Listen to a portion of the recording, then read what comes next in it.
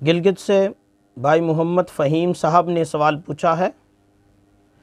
وہ لکھتے ہیں مفتی صاحب ہمارا سوال یہ ہے کہ کیا شرعاً کتے کی کھال سے جیکٹ بنانا جائز ہے یا نہیں؟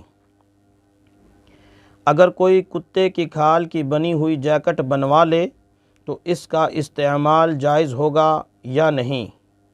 اور اس جیکٹ کو پہن کر نماز ہو جائے گی یا نہیں؟ محمد فہیم۔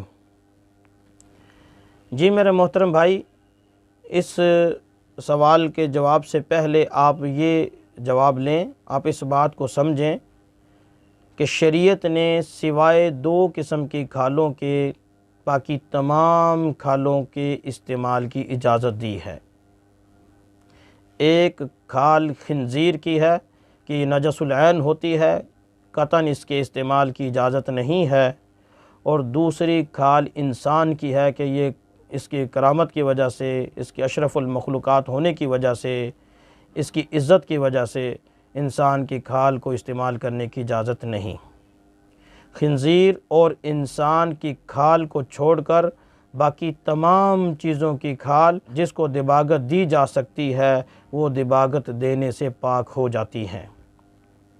لہٰذا اگر کتے کی کھال کو باقاعدہ طریقے سے دباغت دے لیا گیا ہے، دباغت دے دی گئی ہے، تو اس کھال کا استعمال جائز ہوگا اور اس کھال کی جیکٹ بنانا جائز ہوگی، اس جیکٹ کا استعمال بھی جائز ہوگا، اور اس جیکٹ کو پہن کر نماز پڑھنا بھی درست ہوگا، چونکہ شریعت نے دباغت کے بعد کھال کو پاک شمار کیا ہے۔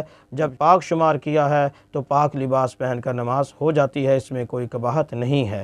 لہٰذا اگر کتے کی کھال کو باقاعدہ طریقے سے دباغت دے لیا گیا ہے تو اس کی کھال کو درست کہا جائے گا، اس میں نماز بھی ٹھیک ہوگی اور اس کی جیکٹ بنانا بھی ٹھیک ہوگا۔